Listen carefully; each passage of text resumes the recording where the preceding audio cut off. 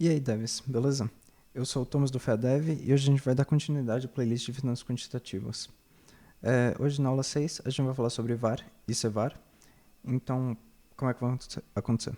Eu vou falar o conceito de CVAR, eu vou mostrar a aplicação em Python, e aí vocês vão ver que vai ter diversas maneiras. E eu vou falar o conceito de CVAR, e aí vou mostrar uma aplicação em Python também. Beleza. O que é VAR? VAR é Value at Risk, valor em risco. E o que eu quero fazer? Eu quero quantificar possíveis perdas em um determinado período de tempo. Então, vão ser três coisas que definem o VAR. 1. O período de tempo. 2. O meu nível de confiança. E 3. O valor do VAR em si que eu vou calcular. Beleza. Então, vamos imaginar aqui. Um dia, eu tenho um VAR com 95% do meu nível de confiança é igual a 2%. O que isso quer dizer? Em um dia, eu tenho 95% de chance, eu tenho 95% de certeza que as minhas perdas não vão ser piores do que 2%. E aí, uma outra maneira de ver isso é, tem 5% de chance das minhas perdas serem piores do que 2%. Dá pra você explicar o VAR sobre essas duas maneiras. Questão de, passando aqui pro Python. As bibliotecas importantes aqui são o SciPy Stats e o Pandas. Dá pra fazer com NumPy também. O NumPy acaba sendo um pouco até mais eficiente. Eu vou comentar. Mas o Matplotlib e o Seaborn são só pra visualização. Beleza. Eu vou pegar aqui os valores da ação do Bradesco de junho de 2020 até junho de 2021. Então eu faço aqui o PCT Change, que nem vocês viram na aula de retorno. E aí a carinha dele aqui. O index da data. E aí tem uma coluna só que é o fechamento já com os valores em porcentagem. O VAR histórico ele é o mais simples. Vocês com certeza já viram esse conceito de percentile ou de quantile, que é o mesmo conceito de mediana. Então o que é a mediana? Imagina que eu quero pegar a mediana disso daqui. Eu pego todos os valores de fechamento, coloco eles em ordem, né, em ordem de crescimento, então eu faço o haul, e aí eu pego simplesmente o valor do meio ali. Eu pego todos os valores, vou no valor do meio, pego aquele valor. O percentual é justamente isso. Então, se eu colocasse aqui 50, ou se eu colocasse aqui 0,5, ele me dá a mediana. No caso aqui eu não quero mediana. O meu VAR, cadê? Nesse exemplo aqui de 95%, então o que ele quer dizer? Eu quero ter 95% de certeza. Então, eu pego os 5% remanescentes, né? É aquele valor que eu quero. Então, no caso aqui, eu pego NP percentile 5, no caso aqui ele é 5%, ou coloco aqui o quantile 0,05. Eu acabo preferindo como decimal, porque como estou falando de porcentagem, eu acho que fica mais claro o que você está querendo fazer ali. Mas o NumPy também tem o NumPy quantile, então acaba dando na mesma, vocês vão ver que o número é igual, que é em torno de 3% ali. E uma coisa importante de perceber aqui é, eu estou falando de VAR, eu estou falando de perda. Então, é convenção você sempre se referir ao VAR como um valor positivo. Todo mundo já sabe que eu estou falando de perda, então se eu falo VAR de 3%, eles já sabem que é possibilidade de perda de 3%. Então, vocês colocam menos aqui, só para significar que todo mundo já sabe que o VAR é negativo, então você não precisa colocar de novo. Beleza. Só que dados históricos tem um problema, né? Eles são históricos e o passado não é o que vai acontecer no futuro. Então, por exemplo, imagina nesse período de um ano. Não aconteceu, mas imagina que o Bradesco soltou um balanço totalmente zoado, a ação caiu muito em um determinado mês. Aqui eu estou olhando para os 5 piores por cento dos casos. Então, se teve um mês que eles foram muito ruins, isso vai afetar muito o meu VAR e vai praticamente tornar ele inútil, né? Principalmente se você não vê um cenário parecido para o Bradesco no futuro. Então, se teve alguma coisa muito fora, isso já invalida o seu VAR histórico, principalmente para o período que você está pegando. Então, o período que você pega vai acabar importando muito. Beleza. E como que a gente evita isso, né? A gente tem algumas maneiras. A principal é, eu começo a assumir algumas premissas. Então, eu não vou simplesmente olhar para os valores históricos e vou falar, isso daqui é a realidade. Então, como é que eu faço? Eu pego o VAR paramétrico. Então, eu vou assumir uma distribuição. No caso aqui eu vou mostrar para a distribuição normal, mas tem outras distribuições por aí que você poderia pegar também. Então, distribuição normal, distribuição gaussiana. E todas as distribuições têm alguns momentos associados a elas. Então, tem a média e a variância, que vocês provavelmente conhecem. E aí tem duas que acabam sendo um pouco mais usadas, que é a skewness, que significa assimetria, e aí a kurtose, que é o quão grossas são as pontas da distribuição. Então, eu vou mostrar aqui. Isso daqui é uma distribuição normal. E a média dela é 0, a variância dela é 1, o skewness dela é 0, e a kurtose da distribuição normal é 3. Então, o skewness como ela é 0, a distribuição normal ela é simétrica, né? Então, se eu divide aqui na média, ela é simétrica para a esquerda e para a direita, a mesma coisa.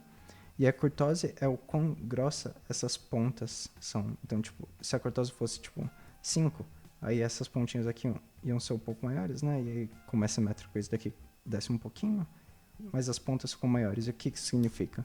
Tem uma chance maior de resultados extremos, né? Tem uma chance maior dos resultados de ponta, que realmente é o que você observa no mercado em geral. Aqui eu coloquei uma com skewness positivo. Então, lembrando que o skewness de uma distribuição normal é 0, com skewness 3, ele está positivamente assimétrica. Então, a pontinha mais fina está do lado positivo, né? Está para a direita aqui.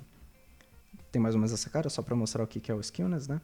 E aí, o de kurtose é um pouco mais difícil de mostrar. Eu acabei plotando a distribuição de Laplace aqui. E a distribuição de Laplace, a kurtose dela é 6. Então, é 3 a mais do que a distribuição normal. A pontinha aqui é um pouco mais grossa, é difícil de ver. Então, eu calculei. Então, eu peguei o 5% pior de Laplace. Então, lembrando que kurtose maior quer dizer resultados extremos mais prováveis. Então, o 5% de Laplace é um valor maior aqui, vocês podem ver. Valor maior no sentido absoluto, né? Um valor maior do que o da distribuição normal.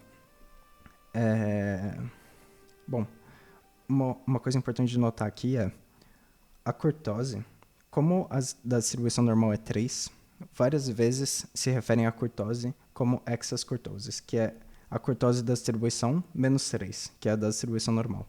Vocês vão ver até que, inclusive, nas bibliotecas de Python, nas funções que a gente vai usar, ele te devolve direto o excess kurtoses. Ele nem, se eu calculasse o kurtose dessa distribuição de Laplace, ele ia me devolver 3 direto, que é 6 menos 3. Então, isso é importante notar. Aqui eu calculei skewness na mão, só para mostrar, então eu peguei essa fórmula aqui. Isso daqui é para... nem comentei. Aqui são as fórmulas, né? Média, variância, skewness, kurtoses. Aqui são para amostral e aqui é para população. Para kurtoses eu nem coloquei a de amostral porque ela é comprida e você nem vai usar mesmo. Beleza. Aqui, então, usando a biblioteca, peguei SciPy, Stats, e aí Skill para calcular skewness, e aí SciPy Stats, kurtose para calcular a kurtose. Então, skewness ela é levemente positiva, aqui vocês vão ver, para essa ação. E a kurtose, aqui é importante perceber para você não ser enganado, né? Aqui é a kurtose excess kurtoses, então isso daqui, na verdade, é 3,95, essa daqui é a kurtose de verdade. Só que ele calcula direto o excess kurtoses. Beleza. Mas, depois de comentado isso, como que a gente calcula o VAR paramétrico? O VAR gaussiano baseado na distribuição normal. Eu simplesmente calculo o Z. O Z aqui é para Z-score, que é o nome disso daqui. E aí eu pego o SciPy, Stats, eu pego a distribuição normal, e aí eu pego o PPF, que é Point Percent Function. E aí eu passo o 0.05 aqui normal. E aí você tem essa formulinha aqui. Eu simplesmente pego a média dos meus valores, e eu somo essa média ao produto do Z-score mais o desvio padrão. Eu coloquei o DDoF 0 aqui, que é só para usar a fórmula de população, não a fórmula amostral. E eu coloquei o menos aqui, só para ficar positivo, né, o valor do VAR. E aí deu em torno de 3,4%. Então, comparando aqui, deu até parecido. Então, 3% contra 3,4%. Beleza. Só que, como eu comentei, né, e como eu também até demonstrei aqui, mostrando como os valores não são parecidos com uma distribuição normal, não é ideal. Tanto o histórico quanto o paramétrico não são ideais para você calcular o VAR real de uma ação. Então, tem meio que um compromisso, né, um mix dessas duas maneiras, que é a expansão de Cornish-Fisher. Então, ela é chamada de semi-paramétrica, porque você vai estar usando tantos dados históricos quanto dados, dados paramétricos, né, dados da distribuição normal. E aí ele segue essa fórmula. É uma expansão, então dava para ampliar aqui, mas geralmente você só faz até essa daqui. Então, aqui é o primeiro termo, o segundo termo da expansão, o terceiro termo da expansão, opa, e aí o quarto termo da expansão, você faz até o quarto. Então, o que ele faz? Eu vou calcular um z novo. Então, lembra desse z aqui que eu usei aqui? Eu vou calcular esse z de novo e a gente vai usar na fórmula de novo aqui embaixo depois. O z novo ele vai ser uma junção dos dados paramétricos e dos não paramétricos. Esse zazinho aqui, ele é o z que a gente calculou parametricamente. Então, é exatamente isso daqui. Então, vocês vão ver descendo aqui, eu calculei o z exatamente da mesma forma. E aí, o S vai ser o skewness, que eu vou calcular, que nem eu mostrei aqui. E aí, o kurtosis aqui, você vai ver que é K-3, por quê? Eu quero o excess kurtosis. No caso aqui na fórmula, eu nem vou usar o menos 3. Eu coloco o K direto, porque a função ela já me devolve o excess kurtosis direto. Então, de novo, aqui o Z da distribuição normal, o S dos meus valores, então skewness dos meus valores, e aí o K-3, o meu excess kurtosis dos meus valores, Z, S. Então, indo aqui. Cálculo Z, então do mesmo jeito que eu fiz antes. Cálculo skewness, então sai para status skew. O meu excess kurtosis sai para status kurtosis. E aí eu só jogo na fórmula. Isso daqui é exatamente a fórmula aqui de cima. Então Z, aí aqui ó, Z ao quadrado, menos 1, multiplicando pelo skewness, aí eu divido por 6. Tudo a mesma coisa que o K. Aqui é importante notar que eu não fiz menos 3, né? Já que o K já é o excess kurtosis. E aí eu só pego esse Z novo e jogo na formulinha. Bem, 3,1%. E isso aqui é bem legal, porque vocês vão perceber que o paramétrico deu 3,4%, o histórico deu 3%, né? E aí aqui acabou até dando, como é um compromisso entre os dois, deu até entre os dois também, 3,1%. Beleza. Essas três maneiras são bem comuns. O histórico e o paramétrico com distribuição normal são os mais comuns, mas o Cornish-Fisher, quando você vai realmente aplicar, ele sempre vai aparecer, porque ele justamente ele tenta fazer esse compromisso entre as duas coisas. O CVAR, então, passando para outro conceito aqui, já aprendemos a calcular VAR. O CVAR ele é o Conditional VAR. Então, por que condicional? Eu assumo que eu estou nos X% piores casos. Então, para o nosso exemplo de 95%. Eu estou nos 5% piores casos. Deu ruim. Eu já sei que deu ruim. Eu quero saber o quanto eu vou perder. Porque lembrando aqui, na distribuição normal, eu estou nos 5% aqui. Só que eu posso perder tanto aqui, mas eu posso perder aqui. Então, a minha perda ou pode ser considerável ou pode ser horrível. Então, eu quero saber quanto que eu vou perder caso dê ruim. Então, para fazer isso é bem simples. Então, lembrando aqui, com Python fica tudo fácil. Então, 10 de 10. Então, cálculo aqui, eu vou usar o do Cornish-Fisher então, para o valor de var. Então, Z, S, K, cálculo novo Z. E aí eu vou calcular o var de novo aqui.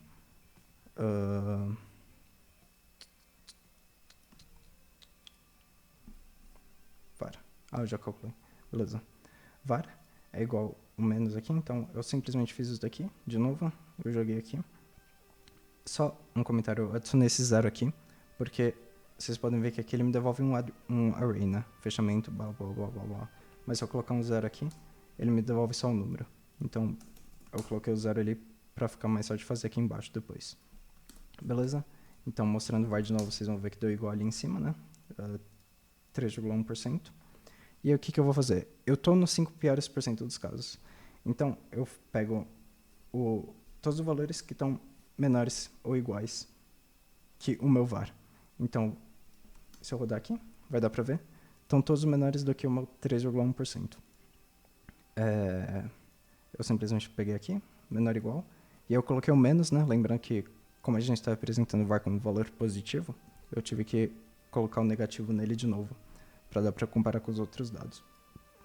E aí, eu simplesmente pego todos os valores, e a partir desses valores, então, deu ruim. Esse daqui é o deu ruim, esse daqui são os 5%, eu pego a média deles, que aí é em torno de 4%. Então, nos 5% piores casos, eu vou perder em média 4%. Beleza. Essa foi a aulinha sobre VAR. Os conceitos, eles, de repente, demoram um pouco mais para você conseguir pegar, porque eu estou falando de distribuição, eu comentei uns conceitos aqui de estatística, mas foi só para dar contexto por que a gente não quis o histórico, por que a gente não quis o paramétrico com distribuição normal, por que a gente fez esse compromisso entre os dois. Lembrando que o compromisso pode dar muito errado também, né? Não quer dizer que isso daqui é o número certo ou remotamente perto do certo. Mas é um compromisso interessante sobre os dois. Você não vai estar dependente dos dados históricos, você não vai estar dependente da distribuição normal. E aí, a gente meio que, bom o suficiente. E aí a gente calcula o CVAR a partir disso. Acabou sendo um pouco mais teórico, porque o conteúdo de Python é realmente muito fácil. As funções que já existem são muito boas e são eficientes, rodam muito rápido. Vocês podem ver que eu fiz para 1 ano, lembrando dados históricos, né? Você não quer um tempo muito grande, mas você não quer um tempo muito curto também. Então, acaba sendo mais ou menos nisso. Então, por acaso aqui eu fiz para uma ação, mas você poderia fazer esses mesmos cálculos para uma carteira imaginária sua aí, e é basicamente isso. Bom, esse é o fim da nossa aula 6 de VAR e CVAR. Ficamos para a próxima. Valeu aí, continue acompanhando a playlist de finanças quantitativas, a gente deu uma pausa brevemente, mas estamos voltando aí com tudo. Valeu aí.